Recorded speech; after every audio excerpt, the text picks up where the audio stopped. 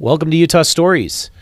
Today on the program, we have a very exciting show. We're talking all about affordable housing with a candidate running for mayor of Ogden. Her name is Angel Castillo. She has a plan for providing more affordable housing for working class residents who are priced out of the housing market. I mean, it's the case all over Utah, really. You look at every single metropolitan area, every single even rural area, everything is really out of reach if you're earning, I would say, less than $60,000 a year. And that's lower middle class can't afford to buy homes anymore. And even trailer parks are getting priced out of the market. I think it's a really serious problem because ownership is part of the American dream. If you look at the trends of intergenerational poverty, what you find is that a very common thread is the absence of owning property. If people never own property, they never gain wealth independence. They never gain the ability to be retire securely and be in a housing situation where they can remain there permanently.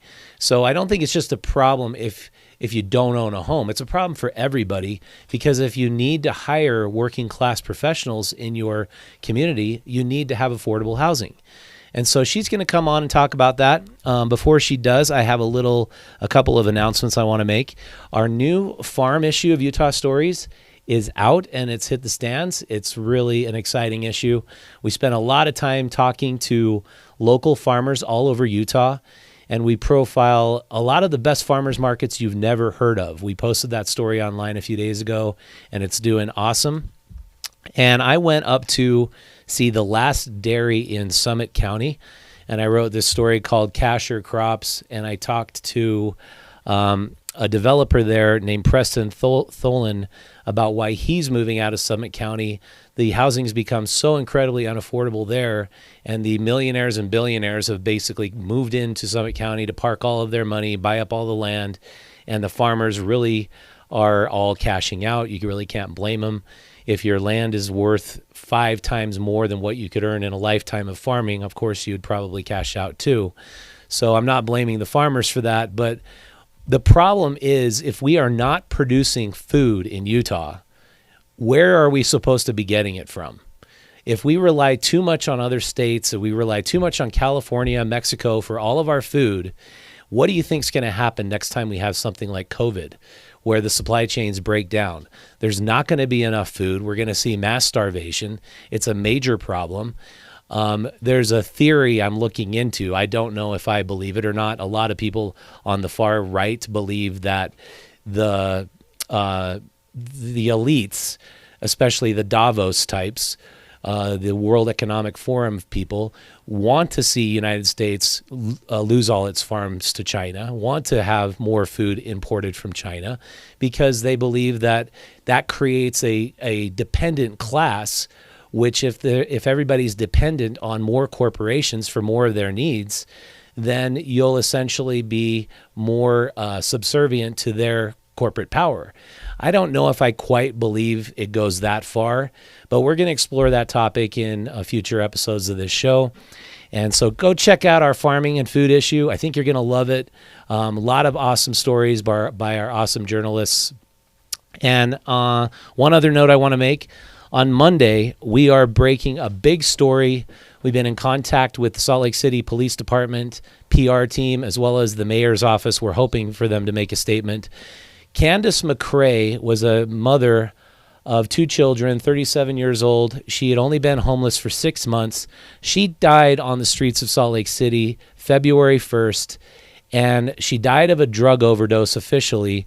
We've investigated her story and how she died, and we find it very bizarre, a lot of the things that surround her death. She was in her tent with a man who was feeding her drugs and her food, and she didn't come out of her tent for 7 days. This same man carved his name into her arm and recorded her overdose death on his phone.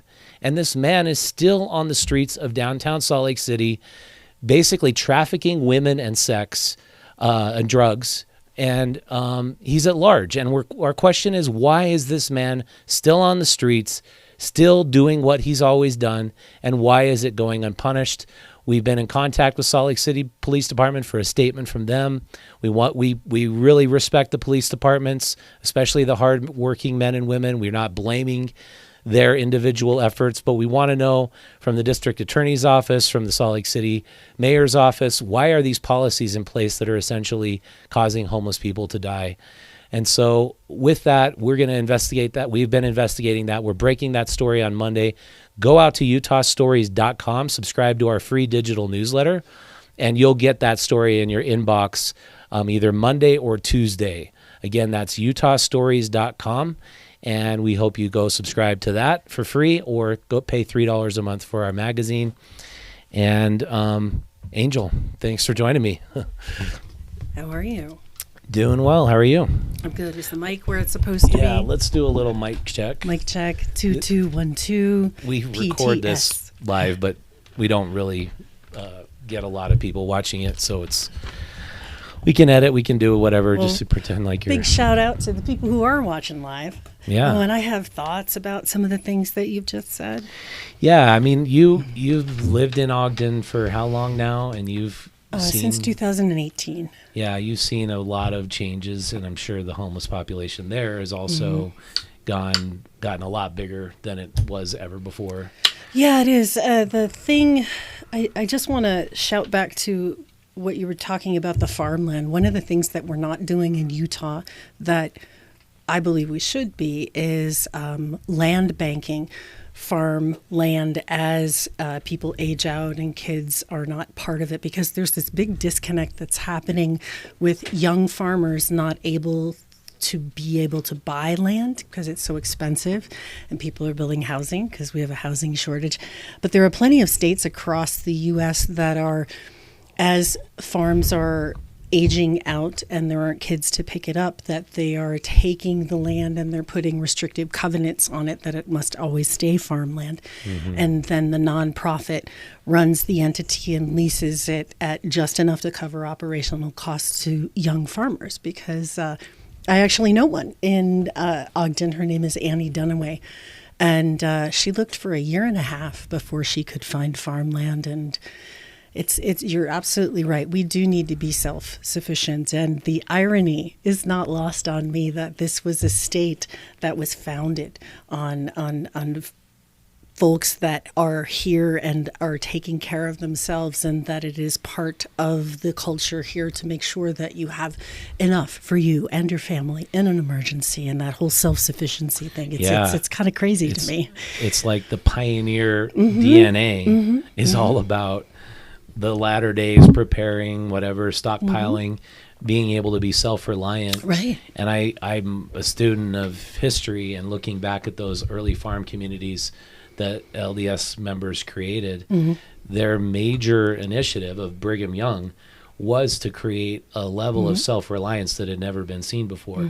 I mean, growing everything that they needed, having the dairies, the meat cows, the everything that the entire kingdom of Zion needed. He wanted to have it, and now we're just putting development.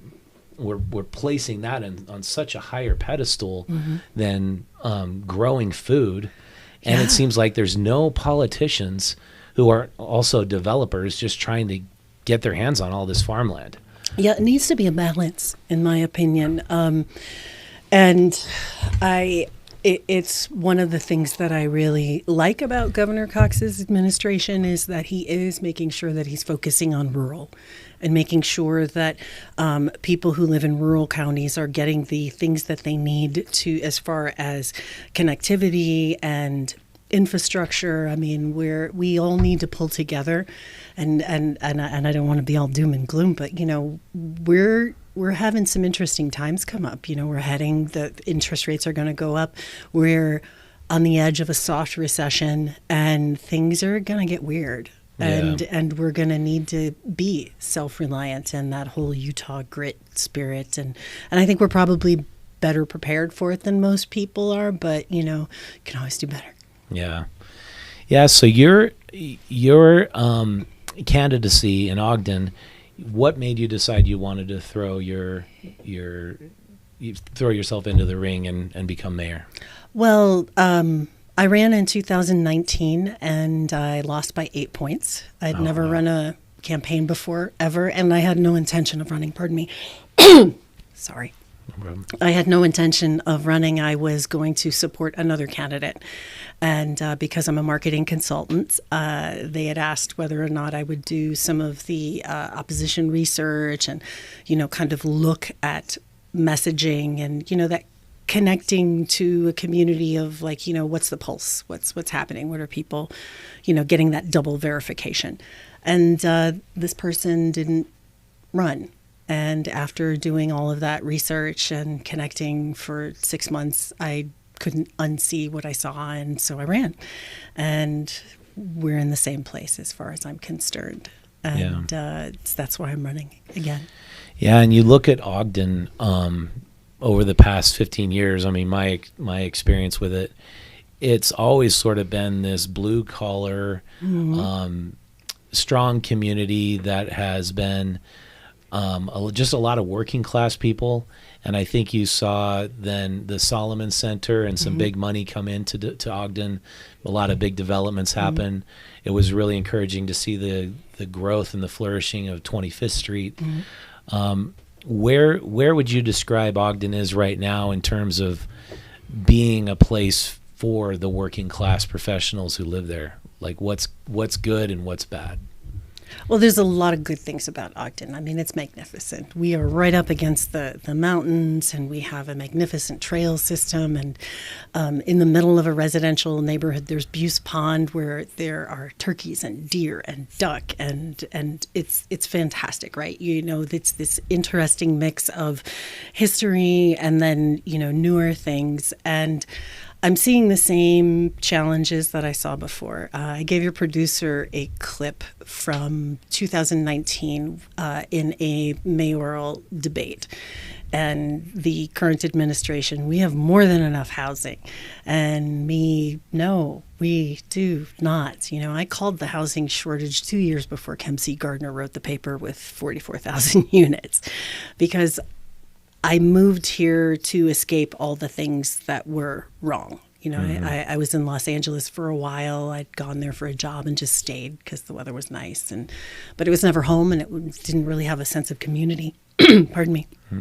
And I'm a Strong Towns girl, and if y'all haven't reached out and know what Strong Towns is, go to strongtowns.org. Yeah, it's a great organization. Yeah, and it is about incremental development. I am bottom up, middle out, focus on local, invest in community. And traditional economic development models for cities have been, let's go chase those big companies. I have nothing against big companies at all. However, the data shows that the investment in local stays longer and upsets the ecosystem of how growth is happening in a less invasive way than bringing in big development and putting aside our infrastructure needs by giving TIF away that nobody's paying into this infrastructure. And, I know that's really nerdy and wonky, but it's important. No, that is how a city goes bankrupt. Yeah, I agree with you so much. And I look at these big box stores and the incentives that the cities give to them to locate in their communities, and then they become like crack. They can't live without them. And one of the very first Utah stories I did was how Sandy was trying to do everything they possibly could to get a Walmart back open in their community, because one closed on State Street in Sandy because it wasn't a super center. It wasn't the massive big one. And it relocated to Draper. And so Sandy had this giant quarry they set aside. It was supposed to be a park like Sugar House Park, just this like 50-acre park. And it was, for years slated to be that. But then Mayor Tom Dolan said, well, we don't have our Walmart, and we've lost all that tax revenue. We need to do something. And so Quarry Bend became this giant big box park. And he felt like he had to do it because they lost all that tax revenue to the neighboring town. And it becomes this vying for big box stores and incentivizing, and then corporate welfare in a massive scale, and the people who pay the paycheck are the residents. And then it's just like, if your community is completely tax reliant on giant corporations, what do you do when one of them leaves, and how is that an environment that's conducive for local businesses? Yeah, 100%. And I think you've hit on what a lot of people miss is when you're chasing corporate big box revenue, what you're missing is the fact that these people aren't paying as it comes in. When we give someone tax increment financing, we are literally giving them money. It's not, I don't have to pay taxes this year because I have this credit. That's not how it works. But they'll say, we're creating 300 jobs. Yeah, and that's the other piece of it, is that there's a reason why TIF, many states have shut that down. And explain TIF. Yeah. Oh, sorry. Yeah. Tax increment financing, and overly simplified tax increment. And we're going to get nerdy. So sorry. I'll try to keep it as basic as possible. Oh, that's good.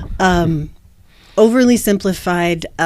TIF is like, hey, you're going to build a lemonade stand, right? Because we need lemonade stands. We don't have enough lemonade stands.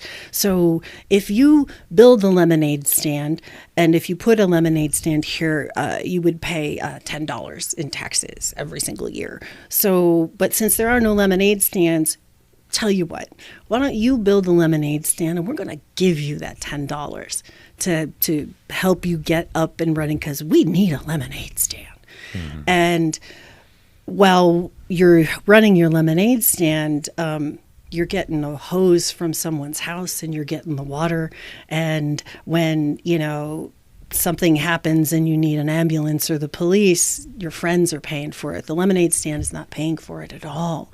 And the way that TIF works is it can be anywhere from 10 years to 20 years to 30 years that they're not paying anything. And here's the thing about TIF is every single year, you're going to get that $10. And what happens is cities bond for big money, and we're paying for that, and we're supplementing that. So the lemonade stand is using our resources and not paying back into it.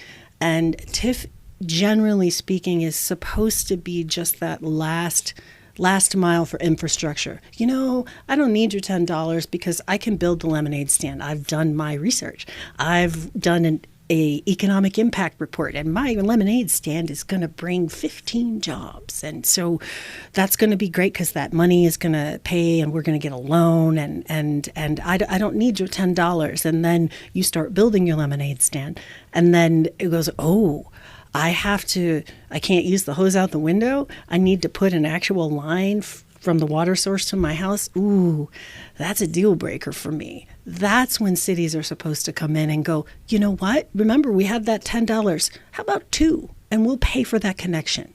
That's how it's supposed to be used. It should be used for infrastructure because the cities were going to do it anyway, right? If that lemonade stand goes for 20 years and closes down, and another business comes in there, we were going to need to lay that line anyway. There would be somebody else there. Exactly. That land would be utilized. That's right. And the study we did, we pointed out from Strong Towns, and we did our own study on top of it, was you compare the tax revenue per acre of a big box park to a locally vibrant area. Right. And it is massive how much a locally vibrant area will bring in more than a big box park. Absolutely. It's 9 times more. So we looked at the acreage of the main shopping district in Sugar House, and there's about 30 businesses in 5 acres. Those businesses all together bring in somewhere like I can't get the figures exactly right, but I think it was like $900,000 a year in tax revenue. And then you compare that to the Home Depot, which Mill Creek City they basically gave them tax abatements and subsidies, and that's bringing in something like $12,000 per year in tax revenue. Yeah. And it's the same space. And if Mill Creek City would have invested in a local business park instead of a big box park, that tax payback would have been way more massive. And you would have had these little opportunities for all these entrepreneurs to put their businesses there. And it's like, why aren't our city leaders seeing this? Why are these economic developers so myopic and so faced on court? I have the answer to that. As a marketing consultant, I am brought into companies to do product launches or rebrands, or if your sales are flat and you can't figure it out, looking at everything and going, that's what we're going to do. And the answer is, that's the way we've always done it. And government gets used to, well, this is how we always do it. And it takes some real investment to dig deep and understand what those unintended consequences and underlying costs are, because you may look at what's on the top of, oh, look, new building, big box store, that's exciting. But then you look underneath, and that's the iceberg part of what that costs you and who's paying for that. Because whenever you bring anything into a city, water, sewer, power, fire, police, those are the basic responsibilities of government. Is that public safety and utilities. Everything else is great and wonderful, and we love some of the things that we've done in Ogden, like the farmers market, or there's all sorts of things that make a city great that are just from that city and by that city. Those are bonuses. It's back to the absolute core responsibility of government, and that is to provide those services. And people are just in this habit of, in my opinion, well, that's the way we've always done it. We can do this. And we have a story in Ogden, which is a really great example.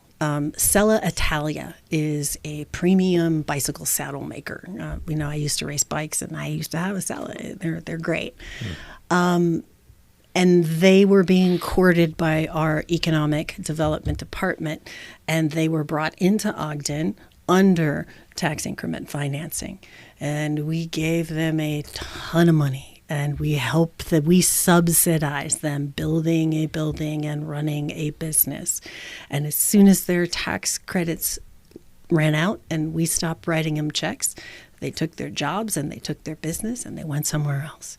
Right? If you invest locally, if you're investing in the people that are in the community, they're going to stay there, right? Retail drives rooftops, and if you're living and working, you're spending your money in the system too. And so I am a firm believer that, it's Chuck's tenant, and Chuck is the guy who is Chuck Marone is the head of Strong Towns. What's the smallest thing that you can do that doesn't cost you a lot of money but will have any impact? Find that thing and do it, and then do it again, and then do it again, and then do it again. I am a risk averse person. I would rather take these small bets that will allow innovation rather than these big gambles that cost our taxpayers money with, not feeding into the infrastructure. So 2 points. Do you think that the way the tax structure works for municipalities, the sales tax revenue going to feed that municipality is somewhat of a flawed system? Because say you are Sandy and you lost your Walmart. I thought about this a lot. You've lost that tax revenue that your city was getting, and that was going to pay all your city employees. My grandmother would say that's putting all your eggs in one basket. Yeah.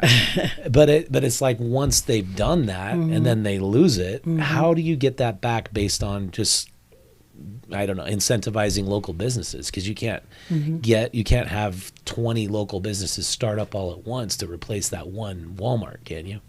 You could.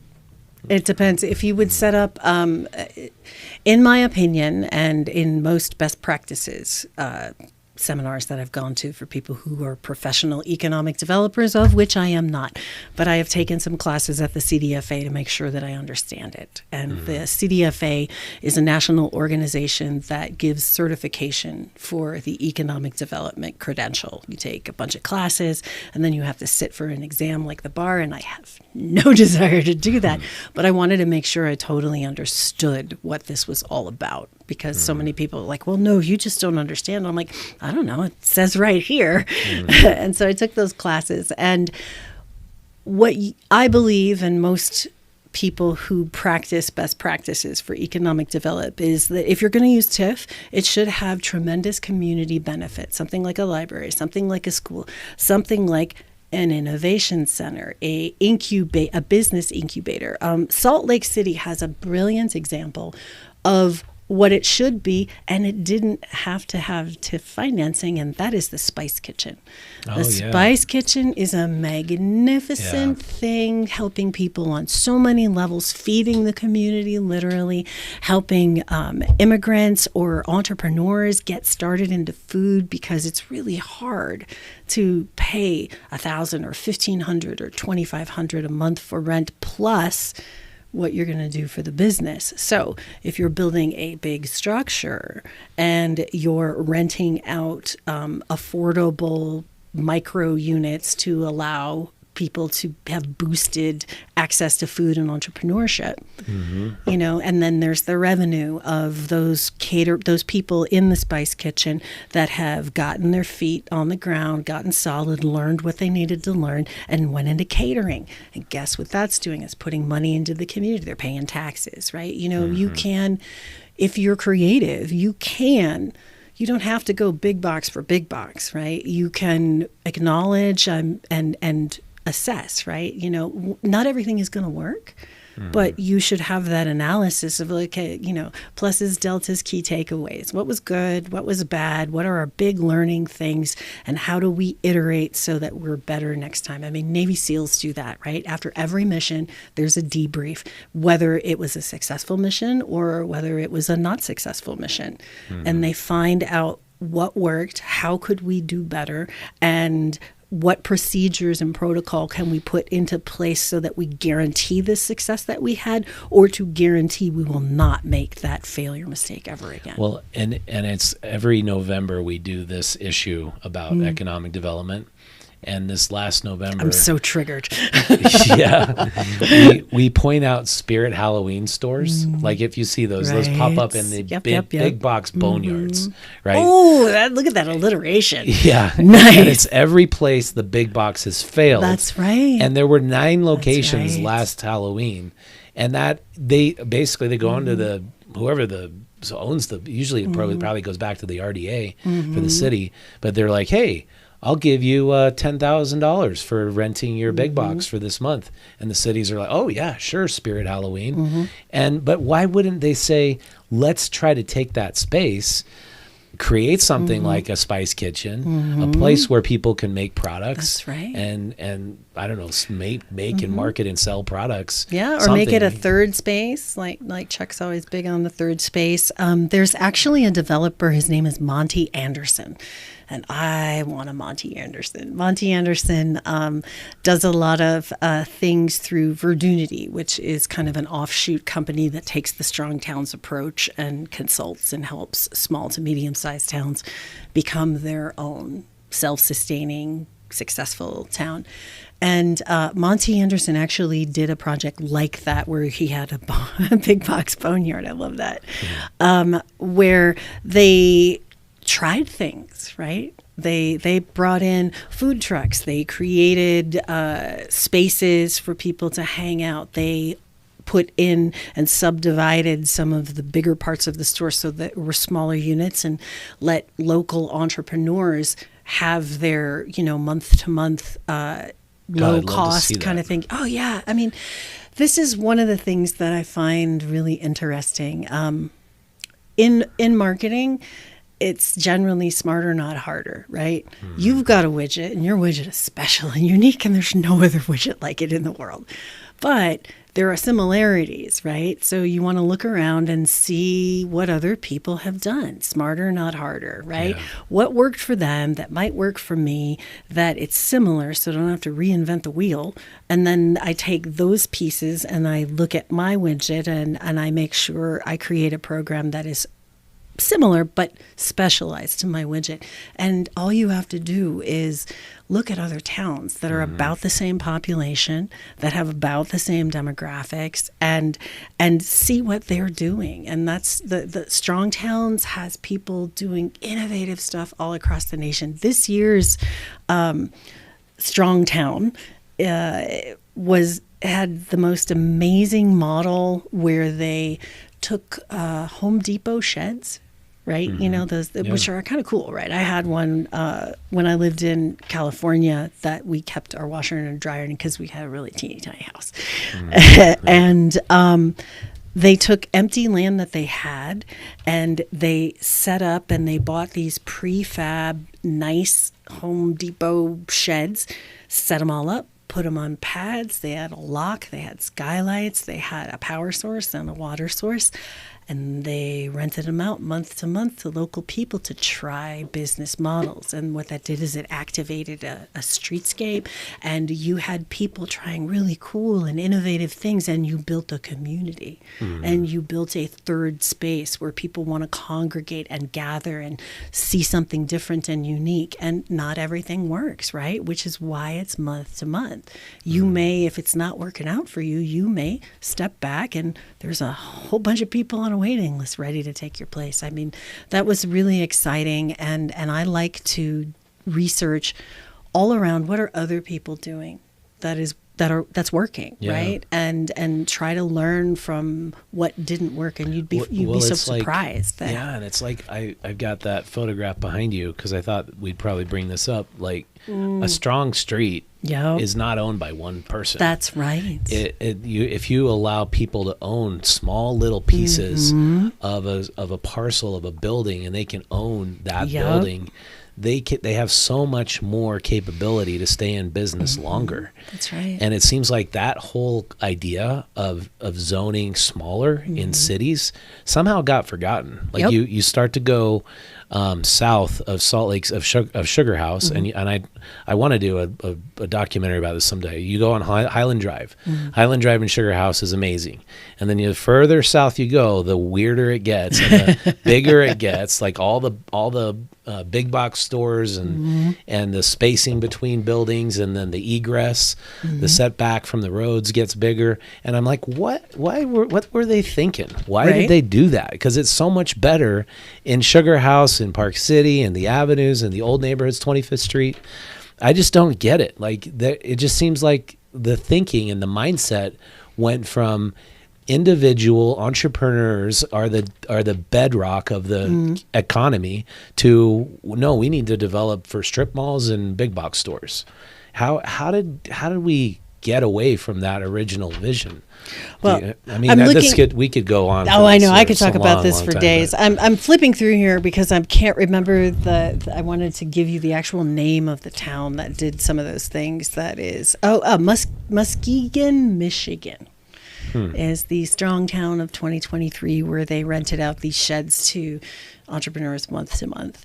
We'll have to find some photos and show that. Yeah. Sounds cool. It's very cool, and it's wildly successful. And how do you get back to small incremental development is by shifting power and changing policy. Yeah. And you have to. Ogden is very similar in a certain aspect to Salt Lake City in the fact that it's a strong mayor system, and not a lot of towns have strong mayor systems. And strong mayor systems mean that the mayor is in charge of executive things, managing of property and municipal benefits and things like that. Oh, good. Troy pulled it out. Oh, good. So excellent. that's Muskegee, Michigan? Yeah, Muskegon, Michigan. Yeah. And so the idea is you're shifting power away from the giant corporate big box developers and corporations back to people and entrepreneurs and zoning so that it promotes that type of development. Is that? Yes and no. I'm talking about shifting power, changing policy as a mayor. Yeah. So but you give the mayor that. the power to be able to do that. Well, who's ever in charge needs to lead with the vision of this is where we want to go, and it's going to take changing policy. It's going to take changing code to allow smaller units. And then this actually, it in my mind, they're married together, right? Everything is an economic problem. Housing is an economic problem. Education is an economic problem. Childcare is an economic problem. Homelessness is an economic problem. They are all interlinked. And if you are not considering all of them and how they're linked together, and then taking those small incremental bets so that you don't upset the apple cart, you will find your way. You will iterate and iterate to where you need to be. Whereas big box philosophy, it's all the eggs in one basket, and you just better pray that you don't trip and fall and that the eggs break. And I think it creates more class division. Yeah, like you've got the elites and the rich who are the developers, and they're partnering with the corporations, and then the working class who are just trying to eke out a living. And we've always been a strong middle class. That's been the strength of America. And it's like that seems to be dissolving because too many of the elites are writing the laws that are writing the code for how you can develop cities and communities, and it all favors the plutocracy. And that's absolutely right. And you said at the beginning that Ogden is a working class town, and you look at our average median income, you bet we still are. And we, in my opinion, are not giving enough opportunity, support, and access to capital to small businesses and entrepreneurs to be able to make their way, right? Because the fastest way to economic freedom and prosperity is either through home ownership or business ownership, and in a perfect world, both, right? Yeah. And you have to be very intentional to create that kind of environment where you have an economic garden to be tended of smaller bets that are local, that keep the money in the community, and making sure that you're removing the friction points of government, right? What's happening in Ogden right now is government is competing with business, and that should not be happening. It is government's job to get out of the way, is to, where are the friction points? Let me remove them. Let me make sure we're policing this for safety, public safety, that we're not going to remove all these codes and stuff that are going to create danger, because it is our responsibility to make sure that everything is safe. But what in the permit process can we remove? Can we expedite? What about our code is limiting how you want to do business? And I think that's one of the bigger problems, is that's the way we've always done it, when it's got to get smaller, right? If we want to solve the housing problem, we need to change the code to allow a pathway to first-time home ownership that looks different than it looked for your parents and your grandparents and maybe even you. That means smaller, because if you want a pro forma to pencil out, the developer has to make money. And the easiest way to do that is to build smaller units that you may not, cradle the grave through the whole unit, but you can get started and you fix that monthly housing payment so that you can save for your down payment, because that's the challenge, is that rents keep going up and people can't save. Yeah. And you think tiny home communities is the answer? How do we create the first time home buyer landscape when everything now is priced out of the market for anybody graduating with a college degree? Oddly enough, I have an answer for that. Well, I spend a lot of time thinking about this, because housing is a big deal for me.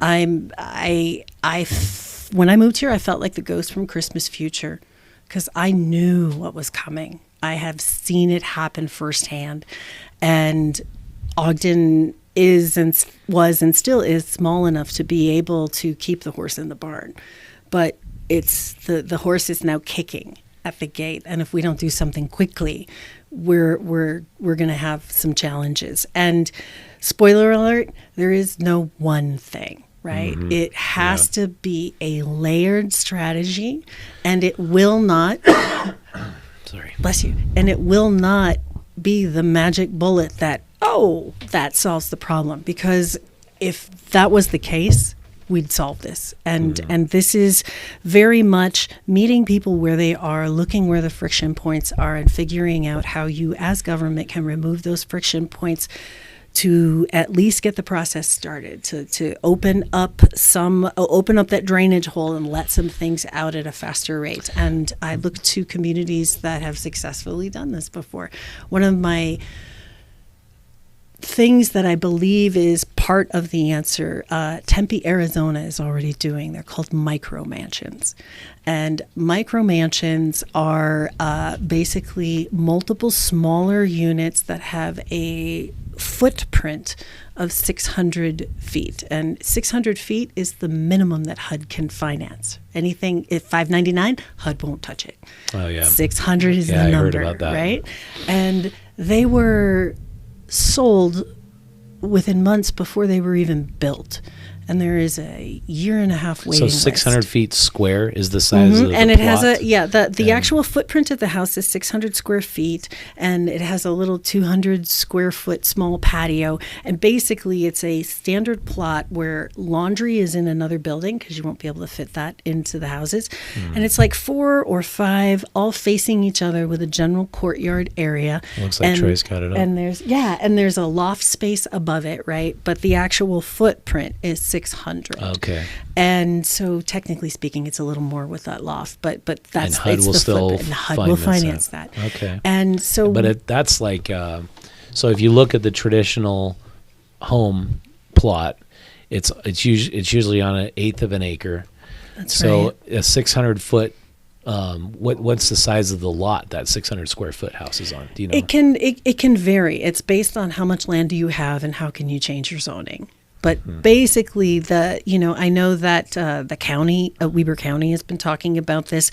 We need to allow people to build denser on areas, and I don't mean necessarily multifamily. I'm talking about single family homes, and this micro mansion program is very, very similar.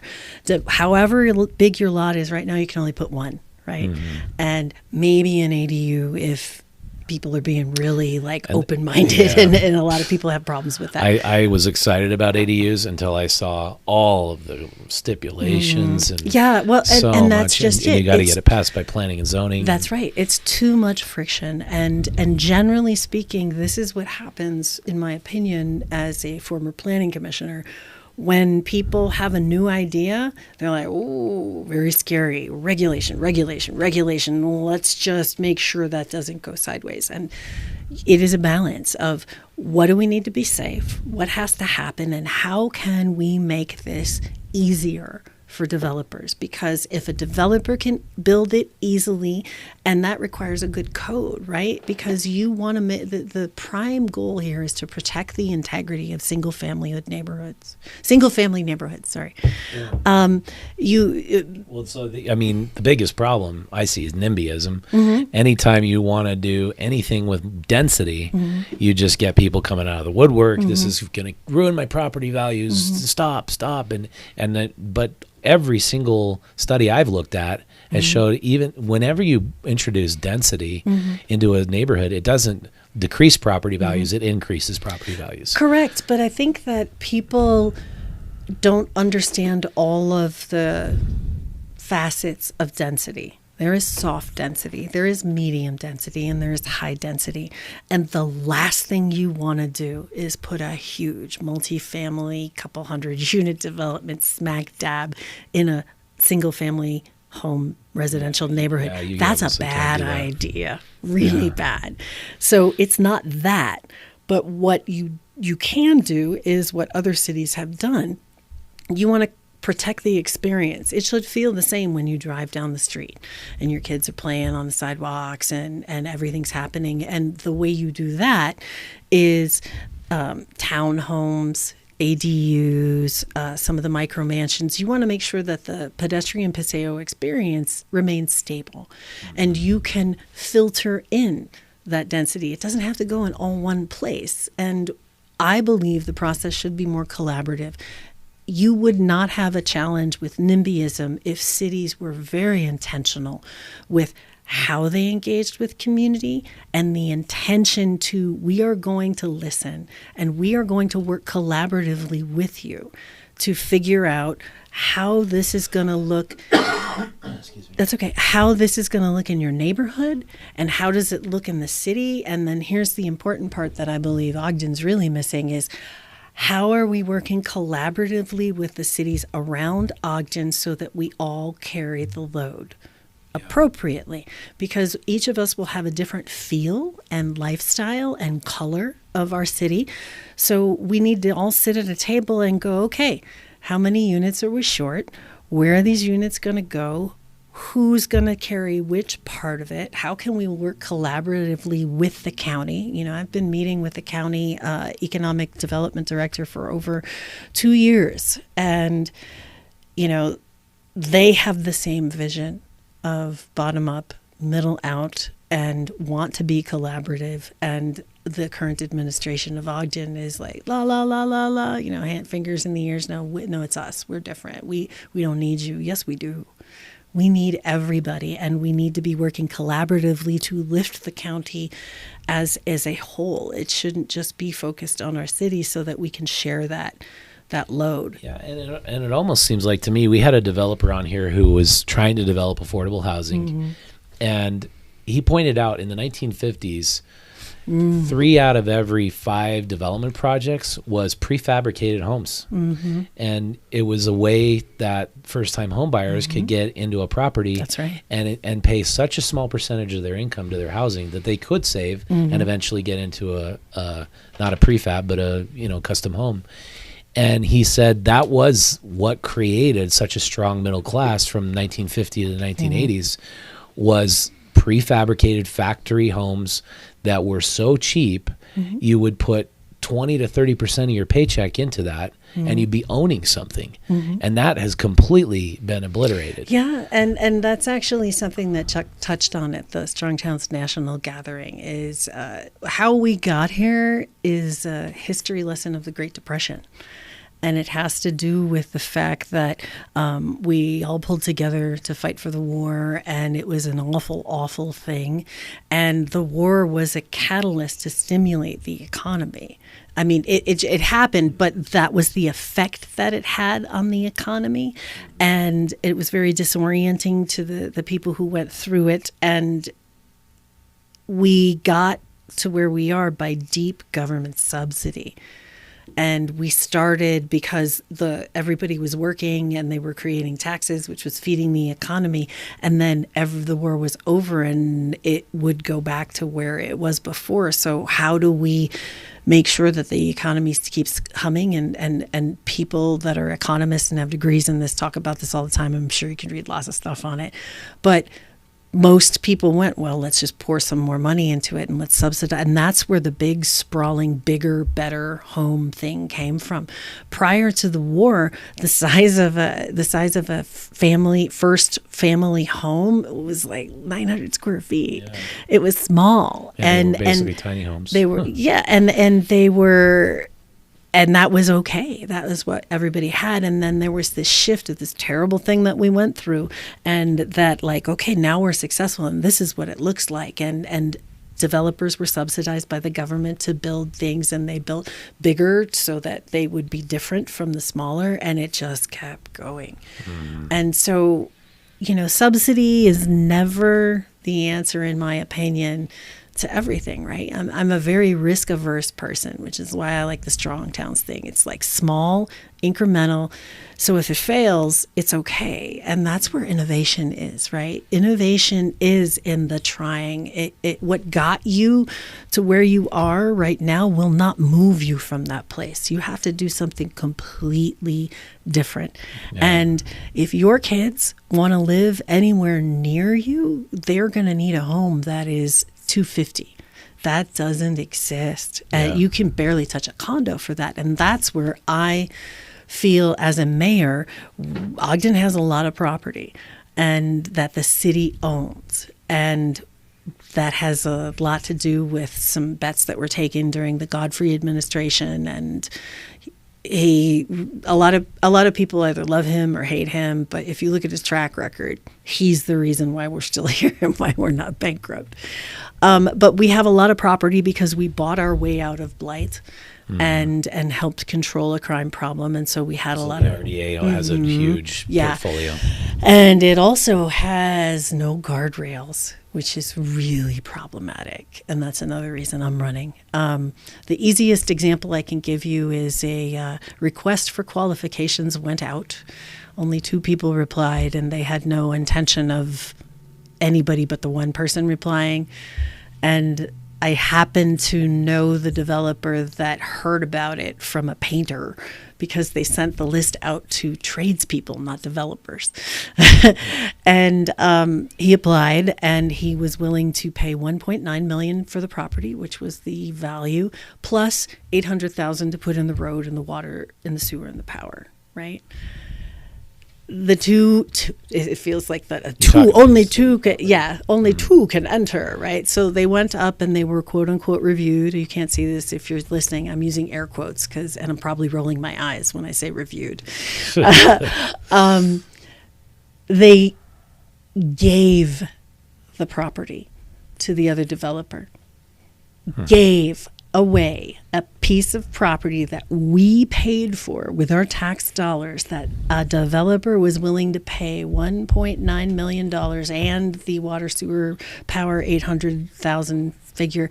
So they gave him the property, and they gave him $800,000 to do the water sewer power. That sounds really familiar. Yeah. And we've been looking at the Utah Theater. They gave it to Heinz Development Corporation, one of the biggest private equity development companies in the world. The help. Yeah. They need And we the needed help. affordable housing, and they were going to build it. And now what do we have? A giant hole in the middle of downtown Salt Lake City and on Main Street where that Utah Theater used to be. Yep. So it's like this.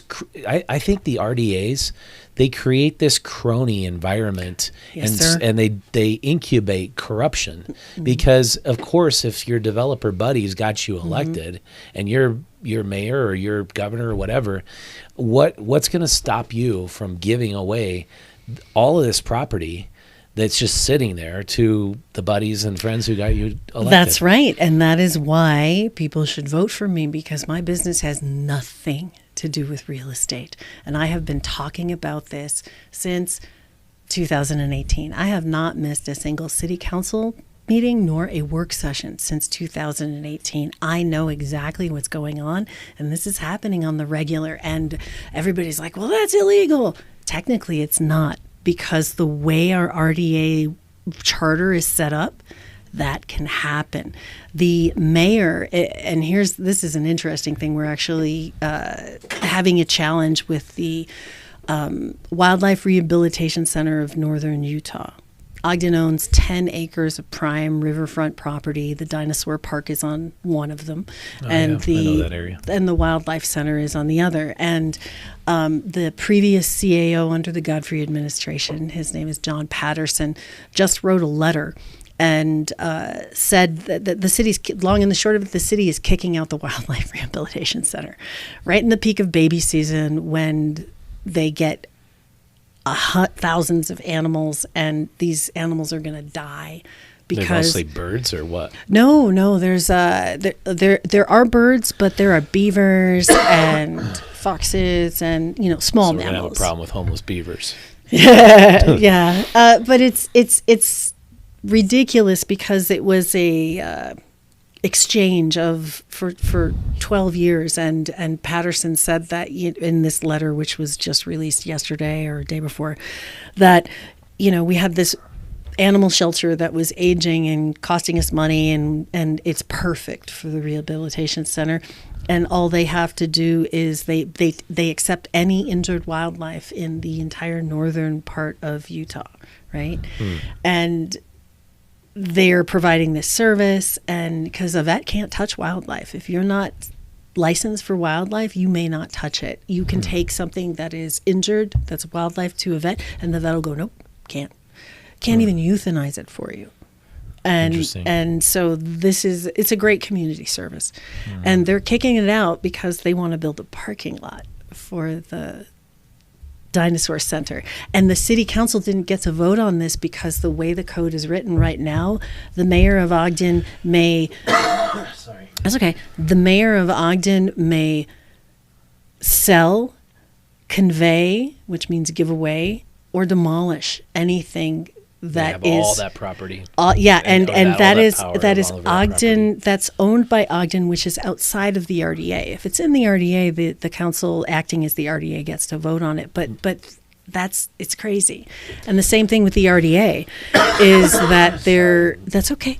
The same thing with the RDA. it's just way too much power. And oddly enough, even though that's the position I'm running for, I believe that it should be changed. I believe the power should be taken away. I'm so sorry. That's great.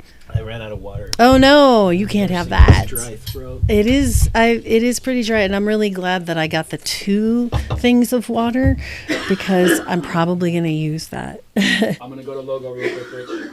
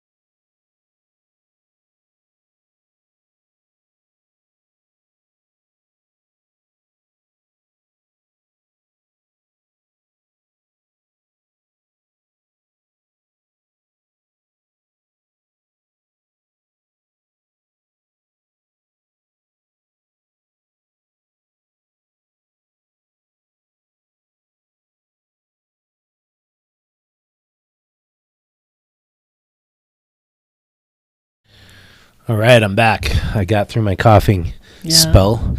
But yeah, so you were saying that the way it's currently set up, the RDA is essentially making the mayor's office like a little fiefdom, and they can do what they want with all of this property. Pretty much. They can kick somebody out. They can bring them in. They can give property away. Yeah, well, the RDA does require the city council's acting as the RDA's vote.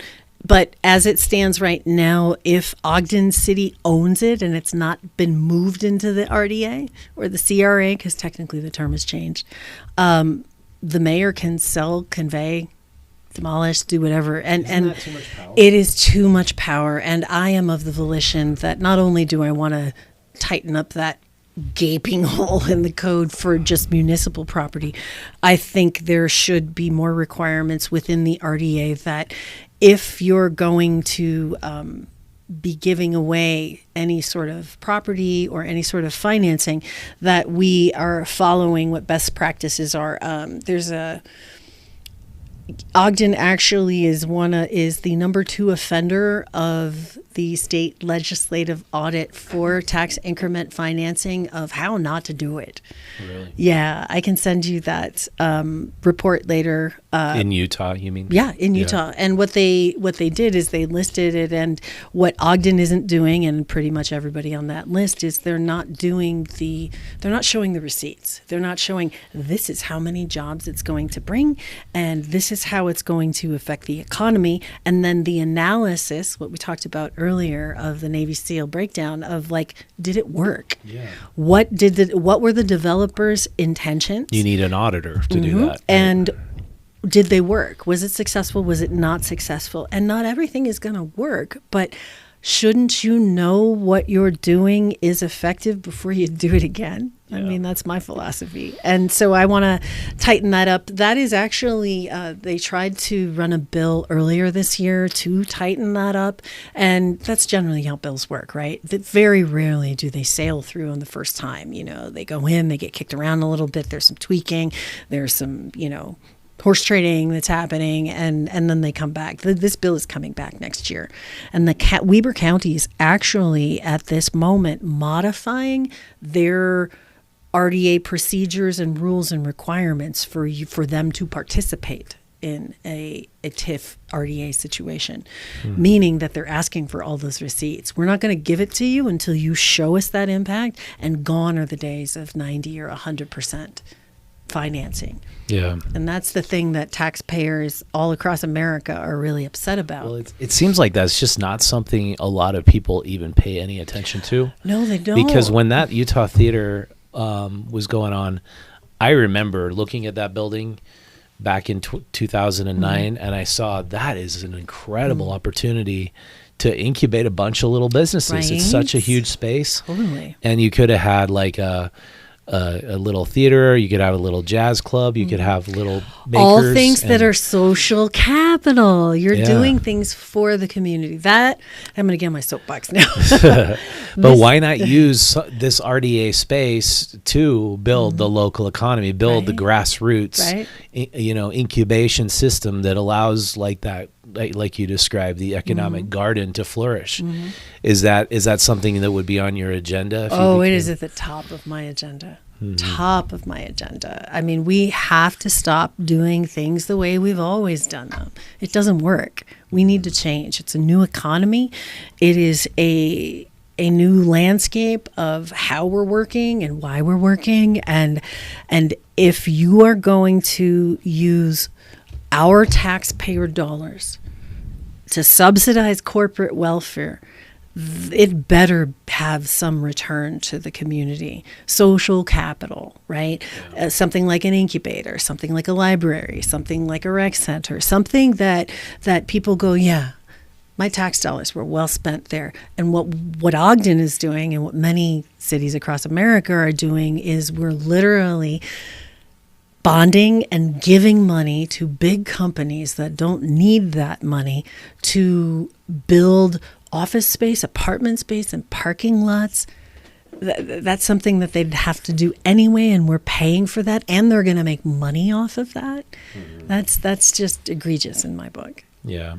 So if everything went well, what would Ogden look like in 3 to 5 years? How much affordable housing would you be able to add to inventory, or would it take more than 3 to 5 years to do that? Well, first, I think we need to define affordable housing, because there's deeply affordable housing, and then and that's what most people get really NIMBY about, is because when you say affordable housing, most people think this is like people living at poverty that are on Section 8, and then they have these visions of what in the 50s and the 60s government subsidized housing developments looked like, and that's really scary. It doesn't work. Ghettos, it doesn't work. Putting together a bunch of folks that are of a lower socioeconomic status and putting them all together, you just made a predator pool.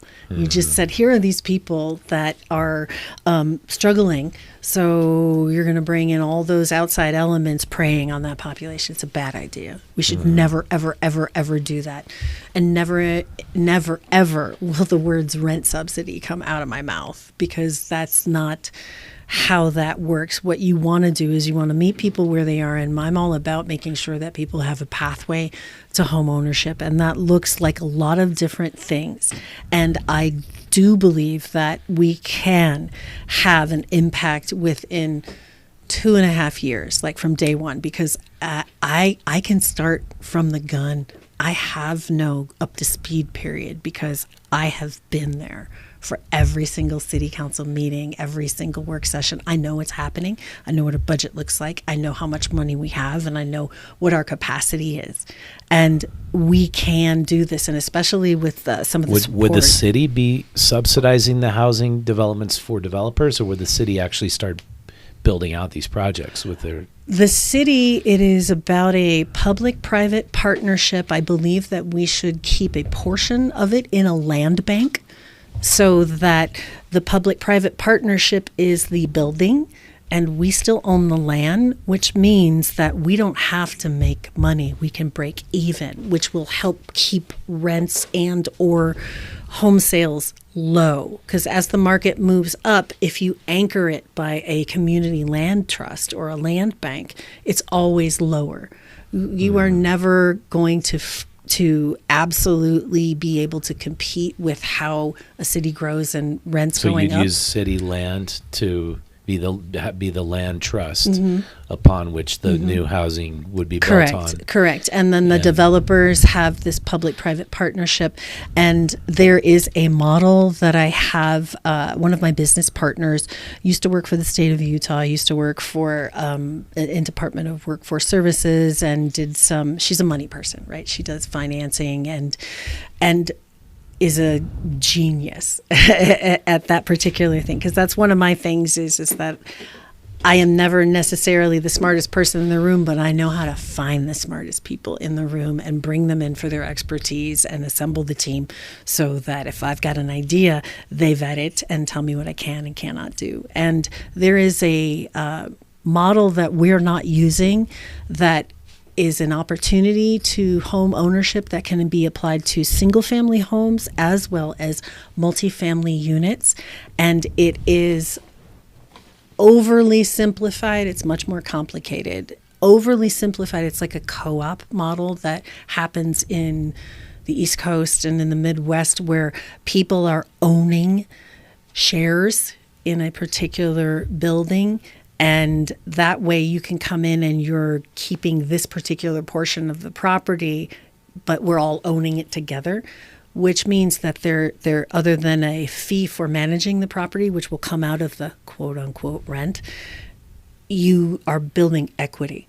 And you can apply that in a single family home model. You can apply that in a multifamily unit. And that is how you create a pathway to home ownership. And it's a model. Shares in the home. That's right. Of a complete home That's ownership. right. And it's the other part of it is because it's a business. You are, when you decide you can live there as long as you want, or you could leave, you have business equity. You are literally building business credit, and you have money coming out of it so that you're saving so you can buy that piece of property. And it is one of those things that it's not being utilized, and it's a model that can be applied to existing buildings. And I have never heard of that. That's interesting. Yeah, well, it's just not here. Yeah. And I think that Utah can lead, and Weber County can lead, and Ogden can lead, utilizing a model like that. How do you describe that again? If It's people like want to look it up. it's similar to what a co-op model is, where people, but the difference is, and this is where this is the finance part of it that is not my wheelhouse. We hire the professionals for it. There's a way that you can structure it that it's a business. It is not an actual, whereas in the co-op model, it's these people own this building and it's kind of like timeshare, right? Yeah. You know? But this is something that can be applied, this model and structure can be applied to existing single family homes as well as ones that haven't been built I'd like yet. to research that. I've never heard of it. That's really interesting.